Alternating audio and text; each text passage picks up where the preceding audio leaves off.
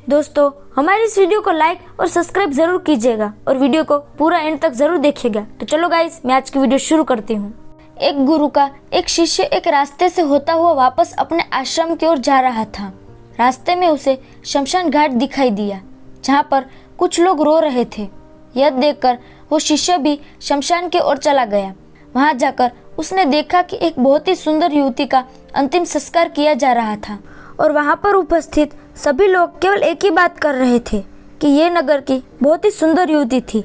इसके बहुत सारे अरमान थे, बहुत सारे सपने थे जिन्हें यह पूरा करना चाहती थी। ये मन की बहुत अच्छी थी, जो लोगों की मदद किया करती थी, गरीबों को खाना खिलाया करती थी। और अचानक ही आज सुबह सुबह घर से बाहर निकली और चलते चलते ही अचानक ये गिर पड़ी और मृत्यु को प्राप्त हो गई। उस लड़की के बारे में यह सब जानकर उस शिष्य को बहुत गहरा धक्का लगा। वह यह सोचने लगा, इस प्रकार भी मृत्यु हो सकती है तो मेरे भी जीवन का कोई भरोसा नहीं। इस हिसाब से तो मेरे पास भी यह 1 या 2 वर्षीय शेष बचे होंगे। शिष्य खड़ा होकर यह सब सोच ही रहा था कि तभी उस युवती के शरीर को अग्नि के हवाले कर दिया गया। धीरे धीरे वहाँ पर मौजूद हर कोई वहाँ से जाने लगा। अंत में जो उस लड़की के सबसे करीब थे वो भी वहाँ से चले गए। अब वहाँ पर केवल उस युवती की लाश ही जल रही थी।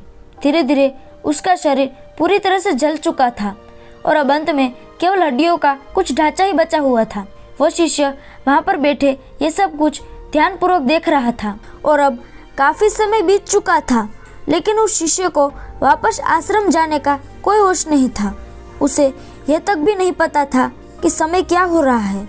लेकिन तभी गुरु को अपने शिष्य की चिंता हुई और वह आश्रम से निकले और उसे ढूंढने लगे। वह रास्ते से जा रहे थे, तब उन्होंने देखा कि उसका शिष्य शमशान में बैठकर उस चिता को घूर रहा है, अकेले बैठा हुआ है। ऐसा करता देख उन्होंने अपने शिष्य से कुछ नहीं कहा। वह चुपचाप वहाँ से अपने आश्रम की ओर लौट गए और वह शिष्य रात भर उस शमशान में रहा और वहीं पर सो गया। अगली सुबह आश्रम वापस लौटा। वह सीधा अपने गुरुदेव के पास आया और कहने लगा, गुरुदेव, मेरा एक प्रश्न है, क्या आप उसका जवाब मुझे देंगे? गुरुवर उसके मन की बात समझ चुके थे। वह गुरुवर ने अपने शिष्य से कहा, अवश्य पूछो, तुम्हारा क्या प्रश्न है? तभी वह शिष्य अपने उन गुरुवर से कहता है, हे गुरुवर, क्या हमारा पुनर्जन्म होता है? क्या एक बार इस दुनिया को छोड़कर जब हम चले जाते हैं तो क्या हम वापस इस दुनिया में आ सकते हैं, या मरने के बाद हमारा कोई अस्तित्व शेष रह जाता है, या फिर केवल हमारा ये शरीर राख की भांति होकर इस सृष्टि में घुल जाता है? शिष्य का यह सवाल सुनकर गुरुवर मुस्कुराने लगे। उन्होंने अपने उस शिष्य के इस सवाल का कोई जवाब नहीं दिया और वह वहाँ से उठकर चले गए। शिष्य यह बात समझ नहीं पाया कि आखिर गुरुवर ने उनके इस सवाल का जवाब क्यों नहीं दिया। अगले दिन सुबह सुबह फिर उन गुरुवर के पास पहुंचा और उन गुरुवर से कहने लगा, कल मैंने आपसे प्रश्न किया था, लेकिन आपने मुझे उसका उत्तर नहीं दिया। क्या आपको इसके बारे में कोई जानकारी नहीं? इसका जवाब देते हुए अपने उस शिष्य से कहते हैं, भंते, कुछ चीजें शब्दों में बयां नहीं की जा सकती, इनका तो अनुभव ही करना पड़ता है या फिर इनके बारे में खुद से ही जाना जा सकता है। इतना कहकर वह गुरुवर वहाँ से चुपचाप चले गए। लेकिन वह शिष्य, उसके मन में एक और सवाल उत्पन्न होने लगा। यह सोचने लगा कि उनके गुरुवर को इसके बारे में कुछ नहीं पता, शायद इस वजह से वह मेरे इस प्रश्न से बचना चाहते हैं। अगले दिन सुबह सुबह वह शिष्य अपने गुरुवर के सामने फिर आकर खड़ा हो गया और उसने अपने गुरुवर से कहा, मुझे बस इतना बता दीजिए कि मृत्यु के पश्चात हमारा कोई अस्तित्व रह जाता है या नहीं। आप इसका जवाब केवल हाँ या ना में भी दे सकते हैं। अपने शिष्य की इस जिज्ञासा को देखकर गुरुवर अपने उस शिष्य से कहते हैं, मैं तुम्हें कुछ दिखाना चाहता हूँ। इतना कहकर गुरुवर अपने उस शिष्य को एक नदी के किनारे ले गए और अपने शिष्य से कहते हैं, भंते, ये क्या है? इसके जवाब में वह शिष्य गुरुवर से कहता है, गुरुवर, ये एक नदी है। तभी गुरुवर ने उस नदी से थोड़ा सा पानी अपने एक पात्र में भर लिया और फिर उस शिष्य से कहते हैं, भंते, अब ये क्या है? इसके जवाब में वह शिष्य गुरुवर से कहता है, हे गुरुवर, यह पानी है। तभी वो गुरुवर उस शिष्य से कहते हैं, क्या अब ये नदी नहीं रह गई है? तभी वो शिष्य अपने उन गुरुवर से कहता है, नहीं गुरुवर, नदी तो बहुत बड़ी होती है, उसके अंदर लगातार प्रवाह होता रहता है। जिस प्रकार आप सामने इस नदी को देख पा रहे हैं, लेकिन जो आपने अपने पात्र में लिया है, यह तो केवल थोड़ा सा पानी ही है। तभी वह गुरुवर अपने उस शिष्य से कहते हैं, तो क्या यह नदी और ये पानी अलग अलग है? इसके जवाब में वह शिष्य अपने उन गुरुवर से कहता है, बिल्कुल, ये पानी और ये नदी दोनों अलग है। अपने शिष्य की यह बात सुनकर गुरुवर ने पात्र में लिए हुए उस पानी को वापस नदी में मिला दिया और फिर अपने उस शिष्य से कहते हैं, भंते, अब ये क्या है? अब भी ये पानी और नदी दोनों अलग अलग है? तभी वह शिष्य कहता है, नहीं गुरुवर, अब ये एक ही हो चुके हैं। गुरुवर अपने उस शिष्य से कहते हैं, जाओ और तुम वही पानी वापस इस पात्र में भरकर ले आओ। शिष्य ने अपने गुरुवर की आज्ञा का पालन किया। वह तुरंत ही उस पात्र को ले जाकर उस नदी से भर लेता है और वापस अपने गुरुवर को लाकर थमा देता है। तभी गुरुवर ने अपने उस शिष्य से कहते हैं, भंते, क्या वही पानी है जो मैंने पहले इस पात्र में भरकर रखा हुआ था? इसके जवाब में शिष्य कहता है, नहीं गुरुवर, ये वो पानी हो ही नहीं सकता, क्योंकि वह पानी तो नदी में कब का मिल चुका है और बहकर कितने दूर जा चुका होगा, उसे अब ढूंढा नहीं जा सकता। तभी वो गुरुवर अपने शिष्य से कहते हैं, भंते, पानी तो नदी में ही होगा।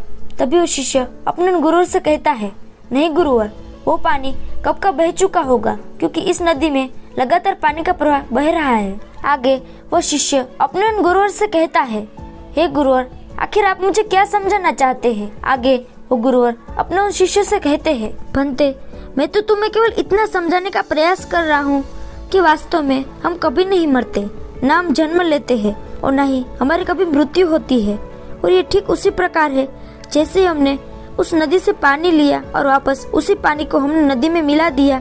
इस प्रकार जब हम जन्म लेते हैं तो हम भी केवल एक आकार लेते हैं। जैसे नदी से जब मैंने वह पानी लिया तो उसमें मुझे एक पात्र लेना पड़ा, जिसके लिए मुझे एक पात्र की जरूरत पड़ी।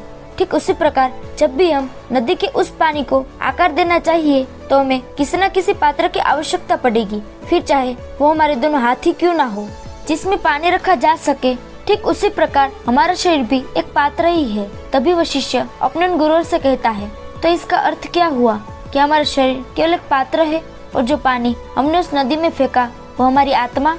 इसके जवाब में वो गुरुवर अपने शिष्य से कहते हैं, कुछ चीजों को हम कहकर नहीं समझा सकते, इसके लिए हमें खुद से अनुभव करना पड़ता है, इसे हमें खुद से ही जानना पड़ता है। तुम्हारे लिए आत्मा का मतलब तुम खुद हो। जब तुम यह कहते हो क्योंकि मेरी आत्मा, तो इसका अर्थ है कि तुम अपने आप को ही कह रहे हो, लेकिन वास्तविकता में ऐसा नहीं है। बिना पात्र के पानी को रखा नहीं जा सकता और बिना पानी के पात्र किसी काम का नहीं। ठीक उसी प्रकार तुम्हारा अस्तित्व एक पात्र और पानी के मिलने से ही होता है। जब ये दोनों जुड़ेंगे तभी तो अस्तित्व में आएंगे, और यदि यह पात्र गिर जाए या फिर उसका पानी बह जाए तो फिर तुम नहीं बचने वाले। इसलिए तुम्हारी बचने के लिए दोनों का जुड़ना आवश्यक है। और यही पानी जब हम किसी दूसरे बर्तन में ले लेते हैं, जब किसी दूसरे पात्र में रख देते हैं, तो इसका आकार बदल जाता है और यह तब तुम नहीं रह जाते, बल्कि वो दूसरा पात्र, वो दूसरा पानी मिलकर कुछ अलग कर प्रकार का आकार ले लेते हैं। इस पर गुरुदेव का शिष्य कहता है, मुझे आपकी बातें समझ नहीं आ रही है, क्या आप मुझे थोड़ा साफ और स्पष्ट तौर पर समझाने की कृपा करेंगे? गुरुवर मुस्कुराने लगे और अपने उस शिष्य से कहते हैं, भंते, यदि हम अपने आप को अर्थात अपने शरीर को केवल पात्र ही मानते रहेंगे तो हम कभी भी मृतक को प्राप्त हो जाएंगे, क्योंकि केवल पात्र से कुछ नहीं होता। यह पात्र तो कभी भी टूट सकता है और उसके बाद उनका कोई उपयोग नहीं रह जाता। लेकिन हम इस पात्र के भीतर उस पानी को अवश्य पहचान सकते हैं। हम अपने आप को पहचान सकते हैं और इस पानी की कभी मृत्यु नहीं होती, अर्थात हमारी आत्मा की। फिर चाहे हमारे कितने भी शरीर क्यों न टूटकर बिखर जाए, फिर चाहे हमें कितना ही पात्र क्यों न बदलना पड़े, फिर चाहे हमारा आकार हमेशा क्यों न बदलता रहे, लेकिन हम वही रहते हैं। यदि मैं इस पात्र के पानी को गर्म करूं तो यह भाप बनकर उठ जाएगा, लेकिन यह भाप भी तो पानी ही है। जब यह ठंडा होगा तो वापस पानी का ही रूप ले लेगा। इस भाप बने हुए पानी से हजारों लाखों पानी की छोटे छोटे बूंदे बन जाएंगी और ये वापस नदी में ही आकर समाहित हो जाएगा, जिससे यह एक विशाल नदी का रूप ले लेगा। और यह विशाल नदी सागर तक भी जा सकती है। यह जाकर सागर में अवश्य मिल सकता है, लेकिन कभी मिटता नहीं है। यह भले ही अपना रूप बदले, अपना आकार बदले, लेकिन इसका अस्तित्व तो वही रहता है। इसी कारणवश मैं तुमसे कह रहा था कि ना तो हमारा जन्म होता है और ना ही कभी हमारी मृत्यु होती है। तभी आगे वो शिष्य अपने उन गुरुवर से कहता है, हमारे जीवन में पाप और पुण्य का क्या महत्व है? क्या आप मुझे ये समझा सकते हैं? अपने शिष्य के इस सवाल पर गुरुवर मुस्कुराने लगे और अपने उस शिष्य से कहते हैं, चलो मैं तुम्हें कहीं लेकर चलता हूँ। इतना कहकर वह अपने उस शिष्य को एक गंदे नाले के पास ले जाते हैं। उसके गंदे नाले से बदबू आ रही थी। उसका पानी रुका हुआ था, सड़ चुका था, वो पानी काला हो चुका था। उसकी तरफ इशारा करते हुए वह गुरुवर अपने उस शिष्य से कहते हैं, यही पाप है जो हमारी चेतना को ऐसा ही कर देता है। जो तुम यह गंदा पानी यहाँ पर देख रहे हो, यह भी उस नदी का ही अस्तित्व है। वह नदी लगातार बह रही थी, जिस कारण उसका पानी साफ था, लेकिन यह नाला जिसका पानी पूरी तरह से रुका हुआ है, उस वजह से यह पानी पूरी तरह से काला हो चुका है, सड़ चुका है और इसमें बदबू भी आ रही है। वहीं पर उस नदी के पानी में अनगिनत जीव जी रहे हैं और वह नदी लोगों की प्यास भी बुझाती है, जिसके पानी से लोग अपने लिए भोजन उत्पन्न कर पाते हैं, जो प्राकृतिक है, जो प्रकृति का एक हिस्सा है और प्राणियों को जीवन भी दे रही है।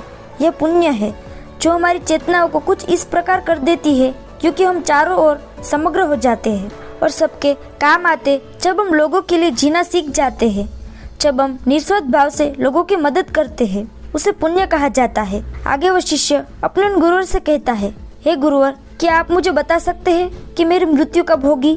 तभी गुरुवर अपने उस शिष्य के इस सवाल का जवाब देते हुए कहते हैं, जिस पल तुम अपने वर्तमान क्षण को मार देते हो, उसे तुम जीना नहीं चाहते। वर्तमान में तुम जीना नहीं चाहते और भविष्य की चिंताओं में खोए रहते हो। उस हर पल में तुम मर रहे हो और इसी प्रकार तुम हर क्षण में अपने आप को तिल तिल मार रहे हो। लेकिन यदि तुम वर्तमान में जीना सीख जाओ, अपने हर पल को जागरूक होकर जियो, तो मौत चाहे कभी भी क्यों ना आए, इससे तुम्हें कोई फर्क नहीं पड़ेगा, क्योंकि तुमने हर एक पल जी भर कर जिया है। तुमने अपना पूर्ण जीवन जागरूक होकर जिया है, जिससे तुम्हारा हर एक गुजरता हुआ पल पूरे जीवन की भांति होता है। ऐसे लोगों को अपनी मौत से कोई फर्क नहीं पड़ता, क्योंकि उन्होंने अपना जीवन संपूर्ण तौर पर जी लिया होता है। तभी वो शिष्य अपने गुरुवर से कहता है, हे गुरुवर, मैंने आपसे बहुत कुछ समझा है, सीखा है, लेकिन कुछ ऐसी बातें हैं जो मैं नहीं समझ पा रहा। उसे मुझे खुद ही अनुभव करना होगा, उसे मुझे खुद ही समझना होगा और इसके लिए मैं पूर्ण प्रयास करूंगा। तभी गुरुवर अपने उस शिष्य को समझाते हुए कहते हैं, भंते, जो ये बात समझ लेता है कि मेरा जन्म मेरे हाथों में नहीं, मेरी मृत्यु मेरे हाथों में नहीं, मैं जन्म से पहले क्या था वो नहीं जानता और मृतक के बाद तो क्या हो जाएगा उससे भी उसकी कोई जानकारी नहीं। वह तो केवल इतना जानता है क्योंकि अभी इन दोनों के बीच में जो जीवन है, जो मेरे हाथों में है, जो समय है, इसमें मैं कुछ कर सकता हूँ, इसमें जीत सकता हूँ। इसी पल में, इसी क्षण में मुझे जो कुछ करना है वो मैं कर सकता हूँ। वह मेरे हाथों में है। वही अपने जीवन को सफल बनाने में कामयाब होते हैं। वही अपने जीवन में जो कुछ करना चाहते हैं वह कर सकता है, अन्यथा बाकी लोग तो केवल अपने आने और जाने का ही इंतजार करते रह जाते हैं और इसी में उनका पूरा जीवन व्यर्थ बीत जाता है। दोस्तों, उम्मीद है कि आपने आज के इस वीडियो से जरूर कुछ न कुछ सीखा होगा। तो आज के इस वीडियो को लाइक और अपने दोस्तों के साथ शेयर करना ना भूलें और हमें ऐसे ही सपोर्ट करने के लिए सब्सक्राइब और घंटी बटन को भी जरूर दबाएं। तो चलिए मिलते ऐसे एक वीडियो में, तब तक के लिए अपना ख्याल रखें। धन्यवाद।